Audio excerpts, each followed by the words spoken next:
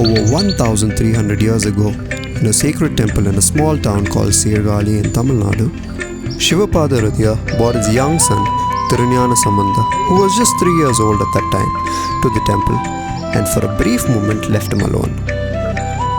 He began to cry. And in that moment, something extraordinary is believed to have happened. When his father returned, he was shocked. Milk on his lips. And when his father asked, instead of answering, the child sang. That song became a part of a tradition that still lives on today. This is the story of Pannasai and Devaram. Pannasai Deva, a voice dedicated to keeping ancient Tamil music alive. Through his work on social media, he brings Pannasai and Devaram to today's generation, making timeless tradition feel relevant again. I'm so happy to have him on the show today. We'll be exploring this ancient art form and also listening to some music from him.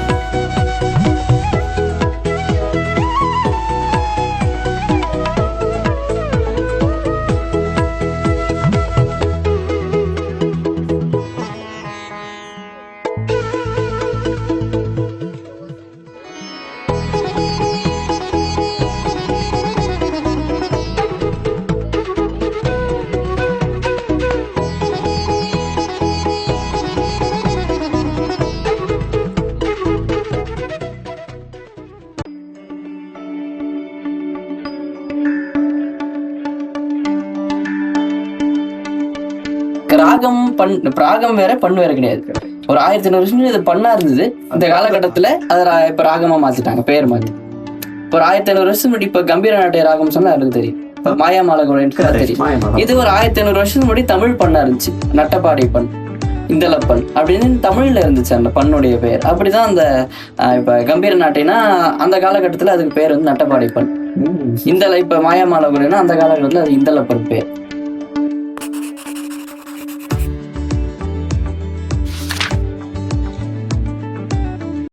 Hello everyone, today we have a beautiful, amazing artist with us, Pannasai Deva. He is known for preserving the ancient art of the ancient Tamil art form for music. We welcome you, Deva. Thank you. It's a warm welcome. Thank you. And thank you for coming to our studio, Deva. Thank you. It's our pleasure. So, உங்களை பற்றி you can just introduce yourself. அனைவருக்கும் வணக்கம். நான் வந்து பன்னிசை கலைஞன் தேவா. அதாவது தேவான்னு சொன்னால் நிறைய பேர் தெரியாது, பன்னிசை கலைஞன் சொன்னால் அப்படி தெரியும். அப்படி தான் என்னோட ஐடென்டிட்டி வெளியே தெரிஞ்சுது. ஆக்சுவலாக பன்னிசைன்றது ஒரு பழமையான தமிழர்களுடைய ஒரு மரபு வழி இசைமுறை அப்படின்னு சொல்லலாம். அதுதான் வந்து நான் பாடிட்டுருக்கேன். இது வந்து நான் செல்ஃபில் நான் கற்றுக்கிட்டேன். ஓகே.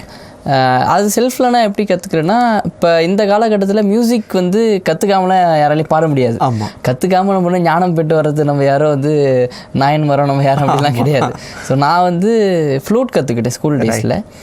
ஒரு 9 to 10 இயர்ஸ்ட்டு நான் ஃப்ளூட் கற்றுக்கிட்டேன். ஓகே. அதுக்கப்புறமா ஸ்கூல்ஸ்லாம் முடிஞ்சு அதுக்கப்புறமா அந்த கொரோனா டைம் அப்போ பிரேக் வருது. அப்போ தான் முதல்ல நான் பாட ஆரம்பிக்கிறேன். ஓகே. அதாவது காலேஜ் வந்து சேரும்போது அந்த டைம் தான். ஓகே. அப்போ வந்து நம்ம கர்நாடிக் ஃபுல்லாகவே நான் கேட்பேன். கர்நாடிக் நிறையா பேருடைய கச்சேரி வீடியோஸ் அப்படியே நிறைய கேட்டு தான் வந்து எனக்கு இந்த கர்நாடிக் நாலேஜ். அதுக்கப்புறமா சரி நம்ம புதுசாக நம்ம என்ன பண்ணலாம், எல்லாருமே இது பண்ணுறாங்க. இதுமாரி எனக்கு பொதுவாக தமிழ் பிடிக்கும், தமிழ் சார்ந்த வரலாறு பிடிக்கும். ரைட். அந்த வரலாறு சார்ந்து இருக்கும்போது அதில் கோவில் வந்துடும். அப்படி தான் வந்து எனக்குமே. அதனால் அப்படி அந்த கோயில் சார்ந்து இருக்குது இந்த தேவாரம். அது வந்து இப்போ அது பாடுறதுக்குன்னு ஒரு முறை இருக்குது. இப்போ கர்நாடிக் மியூசிக் எப்படி ஸ்டாண்டர்டாக படிக்கிறாங்களோ அதுமாரி இந்த பன்னிசை மரபுன்றது அது ஒரு தனி காலேஜ் மாரி அது பாடசாலைகளில் சொல்லிக் கொடுக்குறது. ஓகே. அது வந்து ஒரு தனி சொல்லிக் கொடுக்குற முறை. பாடசாலைகள் இருக்குது, அதை தாண்டி இசைப்பள்ளின்னு சொல்லுவாங்க, அதில் நிறையா இருக்குது. ஓகே. நான் வந்து என்னோட செல்ஃப் இன்ட்ரெஸ்ட்டில் நான் வந்து இதை கற்றுக்கிட்டேன்னு சொல்லணும்.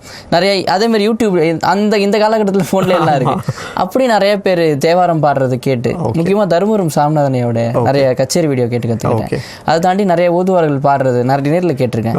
அப்படி கேட்டு நிறைய சில டவுட்ஸ்லாம் கிளியர் பண்ணி அப்புறம் நானே என்ன செல்ஃப் ட்ரெயினாக பண்ணிக்கிட்டேன். அப்புறம் சோஷியல் மீடியாவில் இதை பற்றி அதுக்கப்புறம் எடுத்துகிட்டு பாடின உடனேலாம் வந்து அதை பற்றி நான் போஸ்ட் பண்ணல. எனக்கு தெரிஞ்சு ஒரு 3 வருஷத்துக்கு மேலே பாடிட்டு இருக்கேன். 4வது வருஷம் தான் எனக்கு தெரிஞ்சு நான் சரி புதுசாக பண்ணலாமே, இந்த ஜென்ரேஷன் பீப்புளுக்கு வந்து அது போய் எடுத்தோம்னா ஒரு இந்த ஜென்ரேஷன் வைஸ் பீப்புள் பண்ணால் அது போகும் அப்படின்னு சொல்லிட்டு அப்படி ஒரு சின்ன ஒரு ஆசையில் தான் கொண்டு வந்தது. ஏதோ இறைவன் திருவருளால் வந்து இந்த அளவுக்கு பெரிய அளவுக்கு வந்து நிறுத்தி so I just want to understand Deva. இப்போ கர்நாடிக் மியூசிக் இருக்கு இல்லைங்களா, கர்நாடிக் மியூசிக் அண்ட் பன்னிசை. So what is the difference?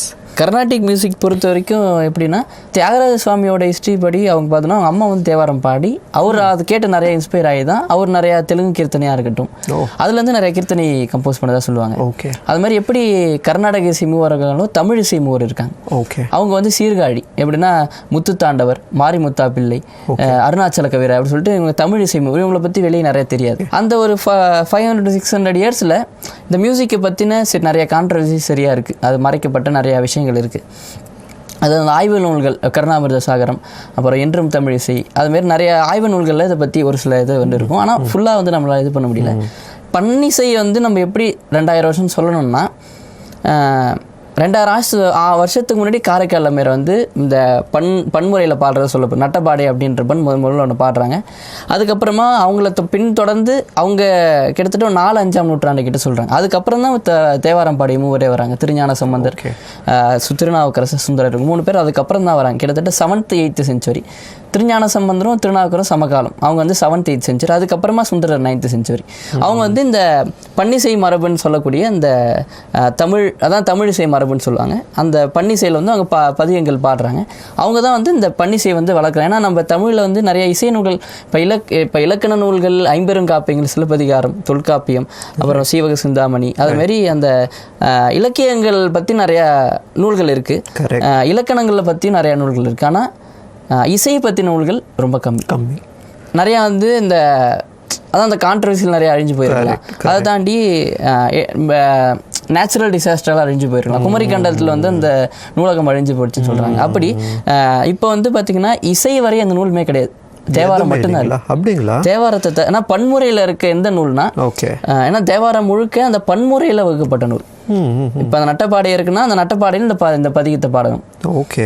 இந்தல பண்ணில் இருக்குன்னா இந்தல பண்ணில் அந்த பதிகத்தை இசையால் வகுக்கப்பட்ட ஒரே நூல் தேவாரம் தான். வேற எதுவுமே கிடையாது. நம்ம கிட்ட தமிழர்களுக்கு இல்லை உலகத்துக்கே இருக்கிற ஒரே இசை நூல்னா தேவாரம். அப்படிங்களா? அந்த அளவுக்கு வந்து அவ்வளோ சிறப்பு. அதை டெவோஷனலாக பார்க்காம இது ஒரு ஆர்ட் ஃபார்மாக பார்த்தோம்னா அது ஆர்ட் ஃபார்ம்னு போயிட்டாலே ஒரு டெவோஷன் வந்துடும். கரெக்ட். அது வந்து நம்ம ஒரு ஆர்ட் ஃபார்மாக வந்து பார்க்கும்போது அது இன்னும் ஒரு அவ்வளோ அழகாக இருக்கும். அது பியூட்டிஃபுல். இந்த தேவாரம்ல how many தேவாரம்ஸ் இருக்கு தேவா? அது தேவாரம் வந்து 3 பேர் பாடினது. திருஞான சம்பந்தர், திருநாவுக்கரசர், சுந்தரர் 3 பேர் பாடினது. அதில் வந்து 7 திருமுறைகளாக பிரிச்சிருப்பாங்க. ஓகே. மொத்தம் 7 திருமுறை. அதில் வந்து முதல் 3 திருமுறை பார்த்தீங்கன்னா திருஞான சம்பந்தர் பாடினது. ஓகே.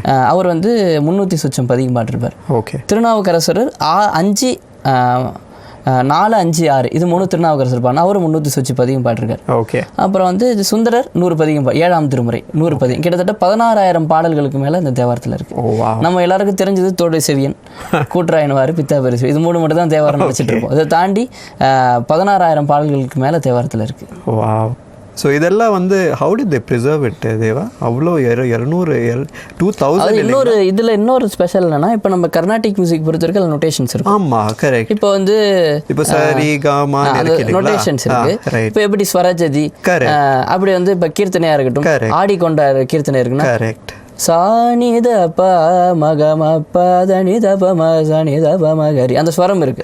அந்த ஸ்வரத்துல இருந்து ஆடி கொண்டார் அந்த வேடிக்கை காணகன் 1000 வேண்டாமோ அந்த நோட்டேஷன் வச்சு பாடிடலாம். தேவாரத்துக்கு நோட்டேஷன் கிடையாது. கிட்டத்தட்ட ஒரு 1500 வருஷம் தாண்டி அவங்க அந்த பாடலை கேட்டு மட்டுமே தொட்டு இந்த இப்போ வரைக்கும் வந்து ஜெனரேஷனா அது பாடி அந்த பன்முறையை நம்ம இப்போ வரைக்கும் நம்ம கிட்ட அந்த பன்முறை வளர்ந்து வந்திருக்கு. அதான் இதோடைய ஸ்பெஷாலிட்டி. இப்போ நம்ம நோட்டேஷன்ஸ் நம்ம சொல்கிறோம். ஸோ ரிட்டன் இன்ஸ்கிரிப்ஷன்ஸே இல்லை இதுக்கு. அது வந்து தமிழ் தான் ஃபுல்லாகவே. அப்போ அந்த காலையில் நோட்டேஷன்ஸும் கிடையாது. காதில் கேட்டு தான் வந்து அந்த இதுவே பாடியிருக்காங்க. அதுக்கப்புறம் தான் அதுக்கப்புறம் வந்தவங்க தான் வந்து இன்ஸ்கிரிப்ஷன்ஸ்லாம் கொண்டு வந்து. இப்போ எப்படி வேதம் வந்து எப்படி அவங்க பாடசாலையில் வந்து எப்படி அவங்க காதால் மட்டுமே கேட்டு இது பண்ணி கற்றுக்கிறாங்களோ அது போல தான் தேவாரமும் இருந்துச்சு. பியூட்டிஃபுல். அப்படிதான் இந்த இதில் தொட்டு இப்போ நொட்டேஷன்ஸ் இல்லாமல் இந்த அளவுக்கு ட்ராவல் பண்ணியிருக்குன்னா அந்த தமிழோடைய அழகும் அந்த சந்தத்தோடைய அழகும் அந்த அதில் இருக்க ஒரு இன்ஸ்பயர் அதில் இருக்க ஒரு பக்தியே வந்து வேற. தேவா ஒரு நம்மளுக்காக ஒரு தேவாரம். ஓகே, ஆக்சுவலாக தோரடி சிவன் திருஞான சம்பந்தர் ஃபஸ்ட்டு பாடினது. ரைட். இதுக்கு பின்னாடி இருக்க ஸ்பெஷாலிட்டி என்னன்னா ஞானசம்பந்தர் முதல்ல பாடின பதிகம். ஓகே. இந்த நட்டப்பாடை பண் அப்படின்னு சொல்லுவாங்க. ஞானசம்பந்தருக்கு பின்னாடி இருக்க வரலாறு சின்னதான்னு பார்த்தோன்னா, அவர் வந்து அந்தனர் குலத்தில் பிறந்தவர். கோயிலுக்கு வந்து அவங்க அப்பா வந்து சிவபாத இருதேர் பகவதி அம்மையார், அவங்க அம்மா அப்பா பேர். அவங்க வந்து அவங்க அப்பா கூட பொதுவாகவே அவங்க கோயிலுக்கு போகிறது வழக்கம். அப்படியே அவங்க அப்பா கோயிலுக்கு போகும்போது ஒரு வாட்டி ஞானசம்பந்தர் கூட அடம் பிடிச்சது, அவரும் போயிருக்கார். அவங்க அப்பா குளத்தில் முங்கி குளிக்கிறார். ஓகே. குளத்தில் முங்கி குளிக்கும்பொழுது குழந்தை வந்து அழுவுது, ஐயோ அப்பாவை காணாம அப்படின்னு சொல்லிட்டு. அந்த அழுகுரல் கேட்டு இறைவனே வந்து உமையம்மையோட வந்து ஒரு ஞானப்பால் கொடுத்ததா சொல்லப்படுது. அந்த தங்க கிண்ணத்தில் பால் அவர் வந்து கொடுத்தது அவங்க அப்பா வந்து கேட்குறாரு, வந்து யார் கொடுத்த பாலை நீ குடிச்ச அப்படின்னு. அப்போ முதல்ல அந்த குழந்தை 3 வயசு குழந்தை இந்த பதிகத்தை பாடுது. தோடுடைய செவியன் விடையேறி ஓர் தூவன் மதிசூடி, காடுடைய சுடலை பொடி பூசி என் உள்ளம் கவர்கல்வன், ஏழுடைய மலரான் உனை நாட்பணிந்தே தருள் செய்த பீடுடைய பெருமாபுரம் ஏவிய பெம்மானவன் என்று அப்படின்ற தேவாரத்தை பாடுது. இது வந்து மொத்தம் 11 பாடல் இருக்குது. 11 ஒரு பதிகம் சொல்லுவாங்க, அதில் 11 பாடல் இருக்குது. அந்த 11 பாட்டில் இது முதல் பாட்டு தான். இதுமாரி மொத்தம் 11 பாட்டு இருக்குது. ஓகே. அதில் வந்து இந்த தோடு சிவன் பார்த்தீங்கன்னா முதல்ல எந்த இதில் பாடுறாங்க, நட்டப்பாடை அப்படின்ற பண். ஓகே. இது வந்து முதல்ல யார் பாடுறான்னா, ஒரு 400-500 வருஷத்துக்கு முன்னாடி காரைக்கால் அம்மையார் வந்து இந்த பண்ணில் தான் முதல்ல பாடுறேன். அப்படியே அந்த அவர் ஞானம் பெற்று முதல்ல காரைக்கால் அம்மையார் இந்த பண்ணில் பாடுறாங்க. அவங்கள வணங்கி இந்த பதிகரில் இந்த பண்ணில் பாடினதை சொல்லுறேன். அந்த தோடு சிவன் தேவாரம் வந்து ரைட்.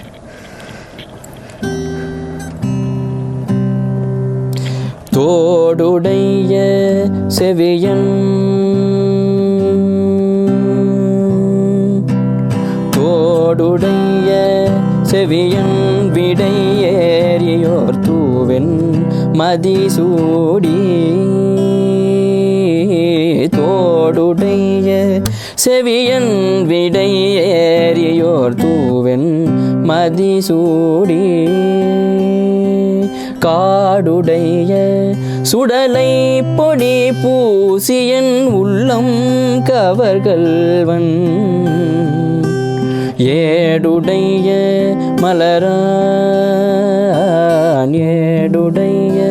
மலரான் உனை நாட்பணிந்தேத்த அருள் செய்த, ஏடுடைய மலரான் உனை நாட்பணிந்தேத்த அருள் செய்த, பீடுடைய பிரமாபுரம்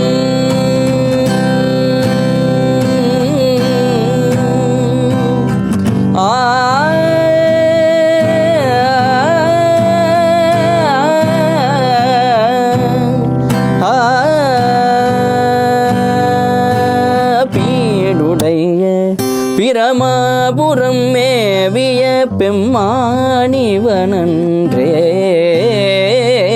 பீடுடைய பிரமாபுரம் மேவிய பெம்மானிவனன்றே, பெம்மானிவனன்றே, பெம்மானிவனன்றே.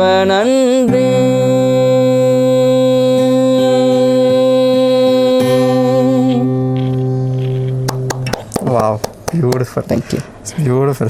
Deva. Thank you so much, Deva. நம்மளோட ஷோக்கு வந்தது. And it was a wonderful having a podcast with you. Thank you. Guys, if you like the content, please do like, share and subscribe. And this is Pannise Deva for you all. Thank you. Thank you so much, Deva. நிறைய இடத்துல வந்து இப்போ கர்நாடிக் பெர்ஃபார்மன்ஸாக இருக்கட்டும், அது நிறையா சபாஸ் வந்து பண்ணுறாங்க, அவங்களுடைய ட்ரெடிஷன் அத்தன்டிக்காக ஃபாலோ பண்ணுறாங்க. அது மாதிரி நிறைய பெர்ஃபார்மன்ஸ் பண்ணுற இடத்துல இதுவும் வந்து இருக்கணும். ஏன்னா இப்போ நிறைய கர்நாடிக் கச்சேரி போனால் ஃபுல்லாகவே இந்த கர்நாடிக் கச்சேரி தான் போகுது. பன்னிசை கச்சேரி, தேவார கச்சேரி இந்த இடத்துலையுமே பெருசாக இல்லை, தெரிய மாட்டேங்குது. இது வந்து அந்த பர்ஃபார்மன்ஸுக்கு வந்து நிறைய பேர் பண்ணால் இது நல்ல ஒரு, ஏன்னா இப்போ கர்நாடிக், தெலுங்கு கீர்த்தனை, தமிழ் சார்ந்து நிறைய கீர்த்தனை கம்போஸ் பண்ணியிருக்காங்க. அதே வந்து ரசிக்கும் போது தமிழ் யார் ரசிக்காமல் இருப்பான்?